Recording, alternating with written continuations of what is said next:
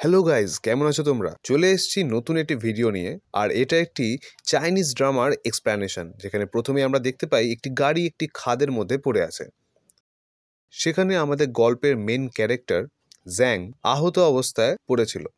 সে ওই গাড়ি থেকে কোনো রকমে বাইরে পালায়, আর তখনই তার গাড়ির দিকে কেউ তীর বর্ষণ করছিল। জ্যাং দেখতে পায় একটি মেয়ে, আর সেই মেয়েটির ওপরে পাথর ছুটতে গেলে মেয়েটি তাকে মেরে অজ্ঞান করে দেয়। এরপরই আমরা ফ্ল্যাশব্যাক দেখতে পাই, যেখানে বুঝতে পারি জ্যাং ছিল একজন জেম হান্টার। মানে বিভিন্ন জায়গা থেকে সে রত্ন কালেক্ট করত আর তার ক্লায়েন্টদেরকে সাপ্লাই করত, কিন্তু এই ব্যাপারটা ছিল পুরোপুরি ইল্লিগাল। আর এই জন্যই তার শত্রুর অভাব ছিল না। কিছু লোক এখনো পর্যন্ত জ্যাংয়ের পেছনে ধাওয়া করে। জ্যাং তাদের থেকে বাঁচার জন্যই গাড়ি নিয়ে খুব তাড়াতাড়ি ড্রাইভ করছিল, আর সেই সময় তার গাড়িটি স্লিপ কেটে একটি খাদের মধ্যে পড়ে যায়। জেনের যখন জ্ঞান ফেরে, সে দেখতে পায় ওই মেয়েটি তার বুকে মাথা রেখে কি যেন একটা শুনছে। আর তখন সে মেয়েটিকে মিসআন্ডারস্ট্যান্ড করে তাকে জিজ্ঞেস করে, তুমিও কি ওই দলের মধ্যে একজন যারা আমাকে কিডন্যাপ করতে চায়? বলতে পারো আমি তোমাদের ওদের থেকে বেশি টাকা দেব। তখন মেয়েটি তার পরিচয় দেয়, সে এই ট্রাইব এরিয়ার কুইন। আর এরপরে আমরা দেখতে পাই আরেকজন ভদ্রমহিলা সেখানে এসেছে। তাকে দেখে জ্যাংয়ের মনে হলো এটা হয়তো কোনো নাটকের সেট চলছে, হয়তো বা কোনো টিভি সিরিয়ালের, কারণ তাদের সাথে বাইরে বেরোতেই সে দেখতে পায় প্রচুর লোক সেখানে কাজ করছে। সে তার মনের কথা ওদেরকে প্রকাশ করলে তারা জ্যাংকে বোঝানোর জন্য নিচে ফেলে দেয়, যেখানে একটি তীর তার কাছে এসে পৌঁছায়। আর সে বুঝতে পারে এরা ইয়ার্কি মারছে না, এটা সত্যিকারের একটা ট্রাইব এরিয়া। সেখানে উপস্থিত সবাই চাইছিল যাতে জ্যাংকে মেরে ফেলা হোক, কিন্তু সিং তখন বলে যে না, একে এখন মারবে না, আগে এ মেয়েদেরকে রেসপেক্ট দেওয়া শিখুক, তারপরে একে আমরা হত্যা করে দেবো। আর ততদিন এ আমাদের সাথেই থাকবে, তবে এই খাঁচার মধ্যে বন্দী হয়ে। এবারে ট্রাইবাল এরিয়াটার সম্বন্ধে বলি। এখানে পুরো উল্টো হয়, মেয়েরা শিকার করতে বেরোয় আর ঘরে পুরুষেরা বাচ্চা সামলায় এবং রান্নাবান্না করে। এরকম সময় দুটো বাচ্চা এসে জ্যাংকে উদ্দেশ্য করে বলে যে মা, আমার এই জন্তুটাকে খুব ইন্টারেস্টিং লাগছে আর দেখতেও বেশ ইয়ামি লাগছে, তো এর শিকার করে কি আমাকে এর মাংস খাওয়াবে? আর তখনই পাশ থেকে ইয়ং বলে, না বাবা, একদম না, একে একদম খেতে নেই, প্রচণ্ড বিষধর। আমরা এখানে বুঝতে পারি ইয়ং হলো সেখানকার অ্যাস্ট্রোলজার, যে তারাদের পজিশন দেখে সবার ফিউচার বলতে পারে। অন্যদিকে জ্যাংয়ের বন্ধুরা তাকে নিয়ে খুব চিন্তিত হয়, কারণ গত 4 দিন হলো জ্যাংয়ের কোনো পাত্তাই নেই, আর এই ট্রাইবাল লোকেরা এতদিন তার খেয়াল রাখে। তবে জ্যাং বুঝতে পারে যে সে এমন একটি জায়গায় ফেসে আছে যেখান থেকে তার বার হওয়া অসম্ভব। তাই এমন কিছু একটা প্ল্যান বার করতে হবে যাতে সে এখান থেকে বেরোতে পারে, কারণ এখান থেকে সে বেরোতে না পারলে তার ডিলটা ক্যান্সেল হয়ে যাবে। জ্যাং সেই জন্য সিংকে তার কথার জালে ফাঁসাতে থাকে। সিংকে সে বলে, দেখো ওই কারের মধ্যে আমার কিছু জিনিসপত্র আছে, তো সেটা আমাকে নিতে যেতে হবে, আর আমার কাজের জন্য আমাকে তুমি দয়া করে ক্ষমা করে দাও।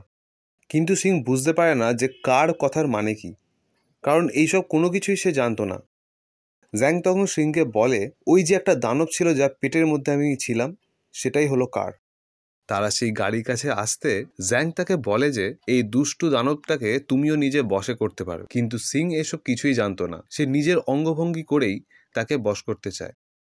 আর এইরকম অবস্থা দেখে জিং গাড়ি থেকে কিছু একটা বার করে আর সিংকে মারতে যায়। তবে সিং সেটা দেখে ফেললে সে গাড়িটাকে মারার অ্যাক্টিং করে, আর এটা বলে যে এই দুষ্টু দানবটা মনে হচ্ছে তোমার উপরে অ্যাটাক করতে যাবে, তাই আমি ওকে ছাড়বই না।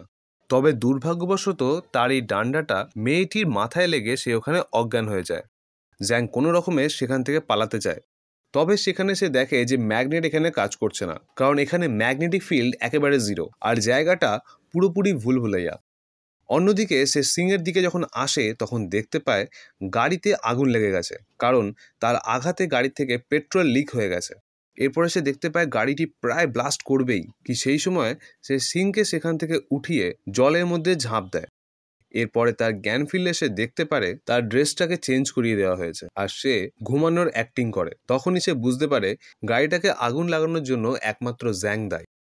জ্যাং তখন সিংকে কনভিন্স করতে যায়, কারণ সত্যি বলতে সিং এসব কিছুই জানতো না, আর সে খুবই সহজ এবং সরল একটি মেয়ে ছিল। জ্যাং তাকে বলে, আমি যদি গাড়িতে আগুন লাগাতাম তাহলে কি আমি তোমাকে বাঁচাতে যেতাম? আসলে এই মনস্টারটা হাঁ করে মুখ থেকে আগুন বার করছিল, আর তোমার উপরে অ্যাটাক করতে যাবেই কি আমি ওকে মেরে তোমাকে বাঁচিয়ে নিই। সিং তখন তাকে বলে যে আমি তোমাকে সত্যি খুব বিশ্বাস করি। এরপরে জ্যাং তার ব্যাগ থেকে একটি ফোন বার করে আর সিংকে একটি হেডফোন দেয় আর সে নিজেও একটি হেডফোন নিয়ে গান শুনতে থাকে।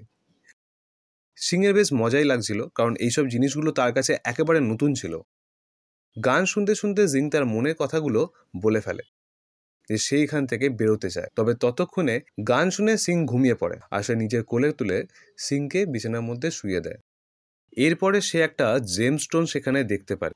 মোবাইলে ফ্ল্যাশ অন করে সেটাকে দেখতে যাবেই কি সে বুঝতে পারে এটা একটা অ্যানশিয়েন্ট স্টোন। এর দাম নেই করে প্রায় 130 মিলিয়নেরও বেশি হতে পারে। তাই এটাকে নিজের বাক্সবন্দি করে দেয়।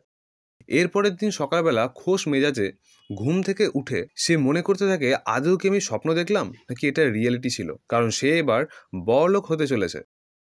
তবে সেটাকে দেখতে পেয়ে সিং নিয়ে নেয়, কারণ সিং বলে যে এই জিনিসটাই আমার মায়ের শেষ স্মৃতি যা আমাকে সে দিয়েছিল, তাই আমি কখনোই এটাকে কারুর হাতে তুলে দেব না। কিন্তু জ্যাংয়ের তো লোভ ছিল সেটার দিকে, তাই তাকে বিভিন্ন কথায় সে বলতে থাকে এমন কি কোনো উপায় আছে যেটাতে আমরা এটাকে এক্সচেঞ্জ করতে পারি। মেয়েটি বলে একদমই না। জ্যাং তাকে অনেকভাবে প্রলোভন দেখায়, কিন্তু মেয়েটি কোনো মতেই স্টোনটিকে হাতছাড়া করবে না। আলটিমেটলি সে জ্যাংয়ের কথায় রাজি হয়ে যায়, কিন্তু তাকে একটা শর্ত দেয়। সেটা হলো তাকে কুইন্সম্যান হতে হবে, মানে তাকে বিয়ে করতে হবে ওই মেয়েটির সাথে। অন্যদিকে দেখা যায় জ্যাংয়ের অনেক লেট হওয়ায় সু নামক মেয়েটি যার সঙ্গে সে ডিল করতে গেছিল, সে জ্যাংয়ের বন্ধুদের সঙ্গে মিট করে বলে যে জ্যাংকে যতটা তাড়াতাড়ি পারো আমার কাছে আনো, কারণ আমি তাকে 15 দিন টাইম দিয়েছিলাম, আজকে অলরেডি 12 দিন কভার হয়ে গেছে। এবার কিন্তু তোমাদের প্রায় 50 মিলিয়নের বেশি ফাইন হতে চলেছে। অন্যদিকে জ্যাং সিংয়ের প্রপোজালে রাজি হয়ে যায়, কারণ তার একমাত্র উদ্দেশ্য ছিল সেই স্টোনটিকে নেওয়ার।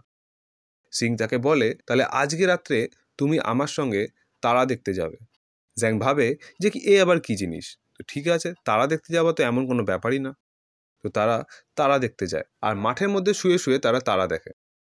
এর কিছুক্ষণ পরেই সিং উঠে বসে জ্যাংয়ের ওপরে। জ্যাং তাকে সেখান থেকে ধাক্কা মেরে সরিয়ে দেয় আর পালায়। তার পরের দিন সে বুঝতে পারে অ্যাকচুয়ালি তারা দেখা মানে কি। তারা দেখা মানে হলো ইন্টিমেট হওয়া, অর্থাৎ তাদের প্রজন্মকে এগিয়ে নিয়ে যাওয়া। কিন্তু জ্যাং এরকম করেনি বলে সিং তাকে আবার আটক করে দেয় খাঁচার মধ্যে। জ্যাং তাকে বলে তুমি যদি আমাকে প্রপোজ করো তো এইভাবে করা কি দরকার, আমাদের জায়গায় তো প্রপোজাল করা হয় একটু সফট ওয়েতে। আমাদের পৃথিবীতে বলা হয় যে যখন স্নোফল হয় তখন যদি তুমি তোমার লাভ কনফেস করো তাহলে খুব ভালো হয়, আর সেই কাপলটা সারা জীবন একসাথে থাকে। সিং ব্যাপারটাকে কিছু কিছু বুঝতে পারে আর পরের দিন তাকে নিয়ে ঘুরতে আসে জঙ্গলে। সেখানে তাকে দাঁড় করিয়ে তার মাথায় রক্ত ঢেলে দেয়। আসলে সিংয়ের এখানে দোষ ছিল না। চাইনিজ ওয়ার্ড স্নোফল এবং রক্ত দিয়ে স্নান করা জিনিস দুটোই এক। আসলে সিং এটা ইচ্ছা করে করেনি, সে নিজের ভালোবাসাটাকেই প্রকাশ করতে গেছিল। অন্যদিকে জ্যাংয়ের বন্ধুরা তার ঠিকানাটা পায় আর সেখানে ড্রোন ওড়াতে থাকে। ম্যাগনেটিক ফিল্ড না থাকার জন্য ড্রোনটি নিচে পড়ে ক্র্যাশ করে যায়, আর যার একটি টুকরো দেখতে পায় জ্যাং। আর ফার্স্ট এপিসোডটি এইভাবেই শেষ হয়ে যায়।